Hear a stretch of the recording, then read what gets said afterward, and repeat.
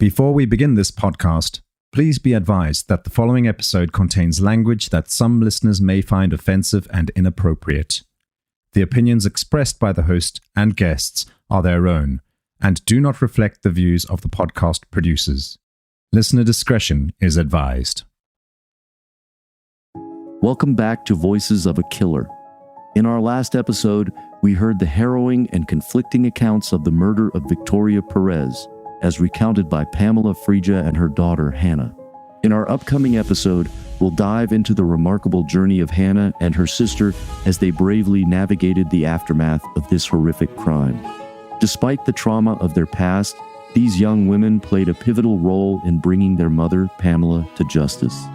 We'll explore their courageous efforts to seek the truth and understand the deep complexities of their current relationship with Pamela.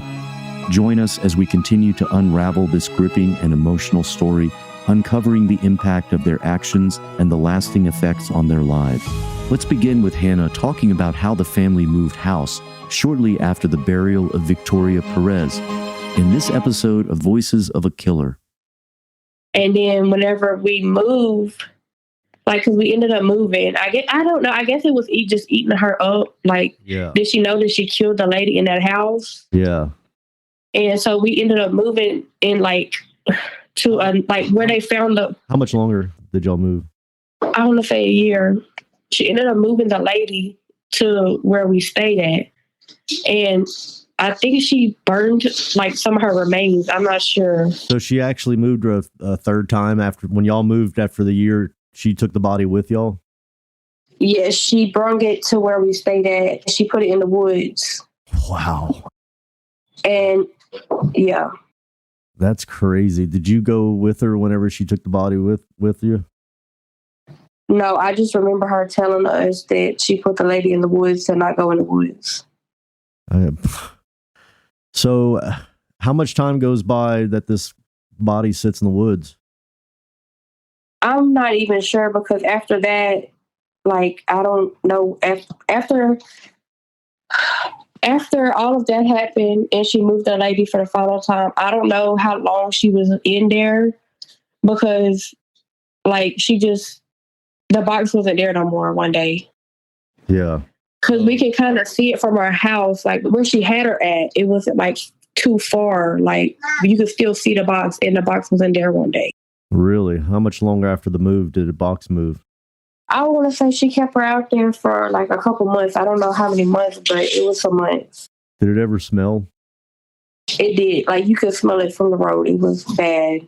Wow. And every time somebody would come over and they were they would say something about the smell, she would just say that it was some fish that she had peeled or whatever, or something that she had cooked and it just went bad or something. This new evidence from Hannah truly shatters what Pamela claimed in her episode. The fact that Hannah witnessed her mother move the body of Victoria Perez is backed up by court documents.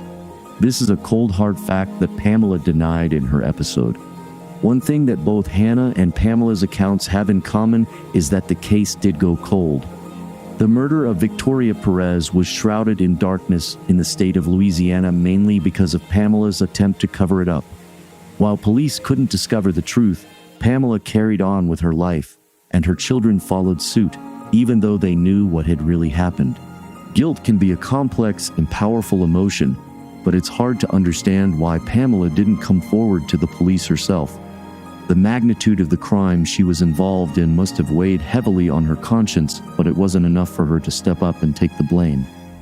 At her episode, she points out how she was too afraid to tell anyone. So after you and Joker buried this body, as time went on, did you ever go back and look at where y'all buried her, just to check on things? No. Not one time? Nope. Did you worry about that you had helped somebody bury a body out there? Did you worry about somebody discovering it? Yes, I did. What's that feel like? It feels horrible. It's like you want to go and tell someone, but then you're afraid to tell, and it just... Did you tell any close friends?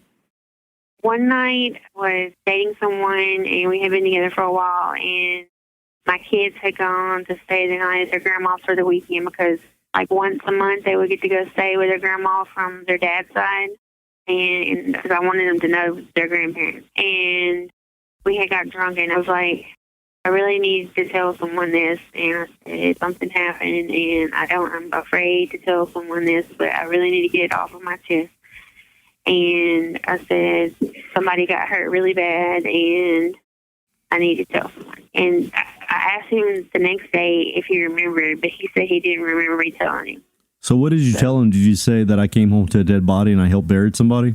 No, I just told him that someone had got hurt really bad. And he was just like, we had been drinking. And I was like, my friend, I know where she's at. I said, she's dead. And I said, and I don't know what to do. And I said, I need your help.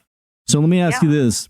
I see a lot of cases like this where somebody in your position with your story gets a really long sentence, which is basically yours. They didn't actually physically kill this person, but they were involved with cleaning up the body. The reason these people get charged so harshly is because not only did they help clean up the body, but they talked about the murder before it happened. Did you ever text or talk to Joker about physically harming the victim at all, period? Never. Does the court say that you did that? No. But the court says that you went to a hospital, found the victim pregnant at a hospital, and said, I have some clothes, some baby clothes for you. The victim then came to your house to get those baby clothes. You killed the victim. Why are they saying that? I don't know. They say there was a hammer involved, but they have no hammer. So you said the victim was shot. Was there other injuries to the victim? Nope. Why is there a hammer involved? I don't know. Did the autopsy state that there was beating with a hammer or some kind of blunt drop? No? Nope. Because I read hammer too, but there's actually a gunshot. So you're basically saying that there's no other injuries to the victim besides a gunshot. You didn't see any kind of injuries whatsoever to her head, any kind of trauma anywhere? Deny, deny, deny. This is all Pamela seems to do in her episode. Unfortunately for Pamela, she couldn't conceal the truth for so long, and like most killers, eventually the police caught up with her. But unlike her mother, it was Hannah and her sister who came forward to the authorities to reveal the full story of the disappearance of Victoria Perez. Did you ever go to school and tell anybody? No, I only told one person. I told my friend Anna, but she didn't believe me. Like, she will tell you to this day. I told her because that's the only person I knew her to tell. Like, I didn't know who else to tell because I was so scared that she would do something to us. And I told Anna, and Anna, to this day, she was like, I remember you telling me that, and I didn't believe you. Yeah, that's hard to believe when you're a kid like that. You just think that, that's just, you're not supposed to have information like that, Yeah, that is horrible. I hope I'm not bringing up old wounds, but that's just, people want to know what's, Pamela put on a good podcast. I honestly, under the surface, I thought that something might not have been quite right. But also, I do know a lot of people go down with other people when they do something and then they just kind of don't say anything. So anything's possible. But, I think you explaining it as a child seeing this, it's pretty big. It's pretty powerful. And, kudos to the prosecutors for putting everything together. It must have been you that basically they questioned and you told everything. Well, first it was my sister. The girl Haley that she was talking about, the girl that she said was suicidal or whatever, that was my sister's friend. They was not lesbian lovers. I don't know why she would say that about a 9-year-old. But she had actually told her friend Haley what happened. And Haley's mom told Lindsay that she could come stay with them for a while because Pam was on drugs and it was just a bad living situation for us. And so Lindsay went and told Pam that she wanted to go live with Haley. And Pam slapped her and tried pushed her down the stairs. So is it true that you actually told a conservation agent or something like that? That was my sister. And that's why when Pam found that out, because Haley's mom actually reached out to Pam to ask her about it, if it was true. And she pushed my sister down the stairs. Wow. And then that's when my sister, she went to school the next day and went and told everything. And the cops came and picked us up from school. Wow. And then they got your mom, and that was pretty much last time you saw your mom free? Yes. Hannah and her sister played a pivotal role in solving the case, but their involvement came at a tremendous cost, witnessing their mother's crimes. This was a profoundly traumatic experience that no child should endure. Despite the fear and turmoil they faced, these brave young individuals found the strength to come forward and share what they had seen. And like then, that is what Hannah is doing today. According to news reports, their testimonies provided crucial evidence and shattered the silence that had shrouded the case for years. After Pamela was arrested, they were put into state's care by Child Welfare Services. Pamela was put into county jail, and her experience there had a profound impact on her decision-making. The harsh conditions and limited resources created an atmosphere that weighed on her mental and physical well-being, and facing the daunting prospect of a first-degree murder charge, she accepted a plea deal. Let's listen to this news report from local station KALB about the outcome of Pamela's trial. Well, new at 10 tonight, the Oakdale woman accused of murdering a pregnant woman and her unborn baby back in 2011, then burning and burying her body, will likely spend the rest of her life in prison. 34-year-old Pamela Fregia has pleaded guilty in the 33rd Judicial District Court of Oberlin to second-degree murder and the death of then 22-year-old Victoria Price. Fregia had been facing charges of first-degree murder, first-degree feticide, obstruction of justice, and accessory after the fact. Her trial, which had been continued back in February, was set to begin next month. Perez, who was nearly 8 months pregnant, disappeared after a doctor's visit at Rapides Regional Medical Center. The case remained cold until January 2015, when the Allen Parish Sheriff's Office received a tip that led them to a home on Matthew Street in Oakdale, where Perez's remains were found. After the break, Hannah talks about her relationship with her mother while she remains behind bars.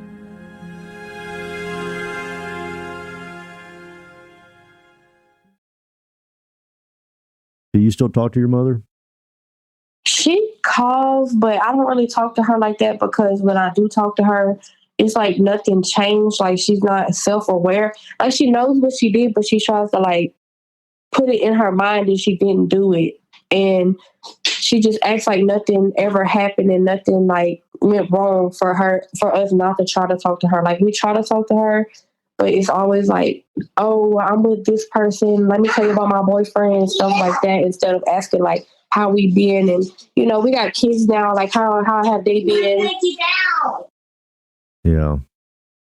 Well, some people got problems, you know, try not to hold on to hate for her. She probably actually loves you, just people are different, you know.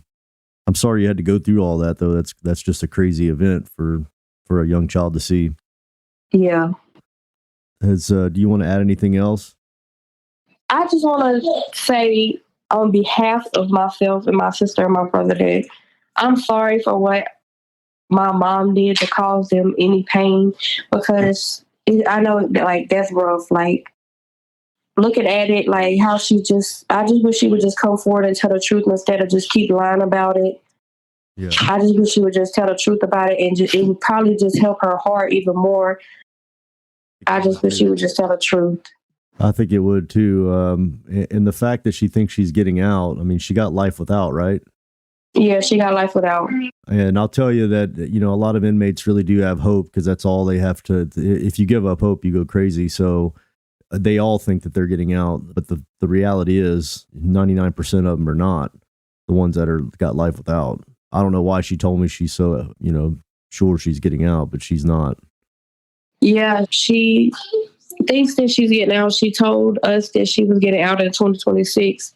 And I was like, I thought you had life without parole. And then she was like, yeah, but they gave me a clemency date or something. And I was like, oh, okay. Yeah, that's not how that works. Knowing that your mother killed someone in the woods. So, gosh, man, this is so intense. That's crazy. That must have been scary for a 10-year-old girl. It was. Have you seen a therapist since? We was going to therapy, and we went to like 3 different therapists, and we was on medicine and stuff.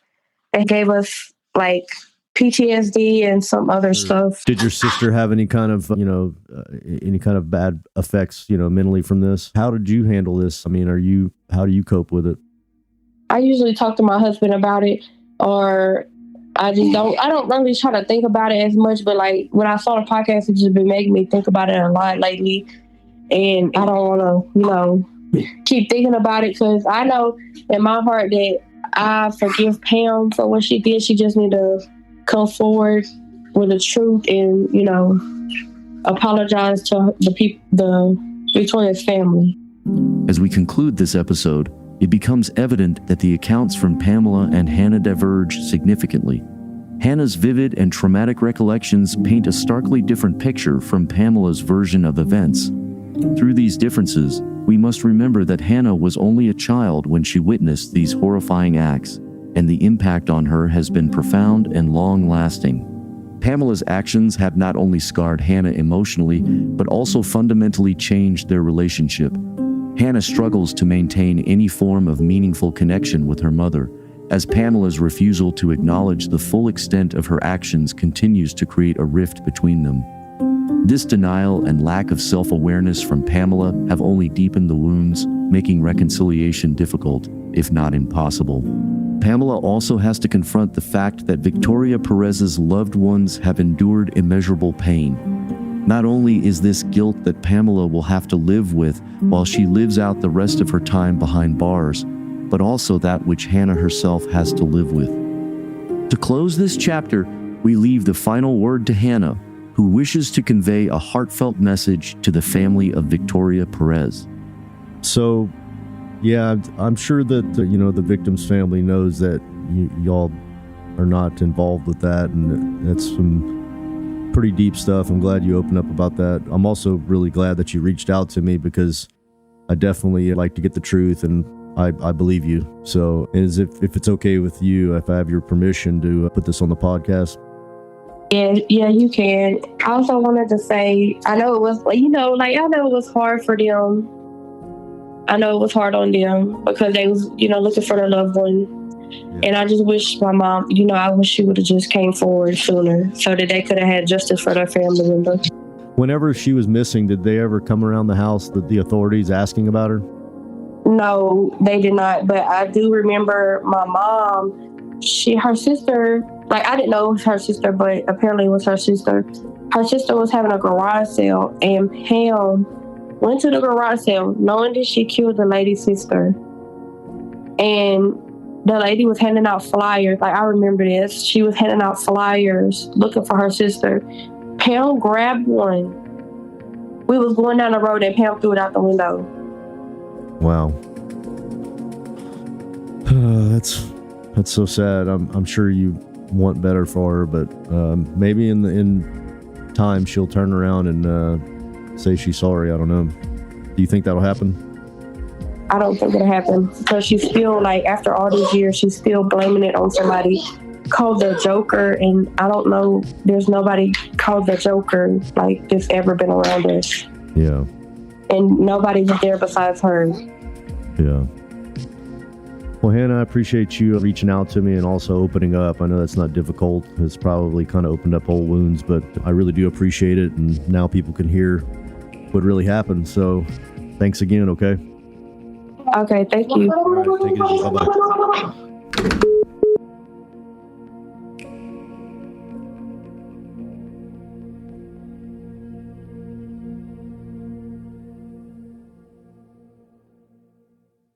On the next episode of Voices of a Killer. I grew up a hunter, so I've killed multiple animals in my life. And my grandpa owns a funeral home, so I've seen dead bodies and stuff like that before. So I was callous to the fact of the whole reason why I killed her is because I wanted her truck. How many times do you think you stabbed her in the head? The forensics said that after the initial stabbing, it was 7 more times. Wow. Then after I got done doing that, I stood up and I stomped her in the face one time. What's causing you to do all this? Is it the drugs? I was experiencing extreme rage because I had just realized that I had just killed somebody, and I was probably in very, very, very deep trouble, and I had no way to get out of it, and I was essentially screwed. I would like to thank Hannah for sharing her story with us today. Her ability to be open and honest is what makes this podcast so special. That's a wrap on this episode of Voices of a Killer. A big shout out to Sonic Futures, who handled the production, audio editing, music licensing, and promotion of this podcast. If you want to hear more episodes like this one, make sure to visit our website at voicesofakiller.com. There you can find previous episodes, transcripts, and additional information about the podcast. Lastly, if you enjoyed this episode, please consider leaving us a review on Spotify, Apple Podcasts, or wherever you get your podcasts. Your feedback helps us improve and reach new listeners. Thank you for your support, and we can't wait to share more stories with you in the future. Thank you for tuning in. I'm your host, Toby, and we'll see you next time on Voices of a Killer.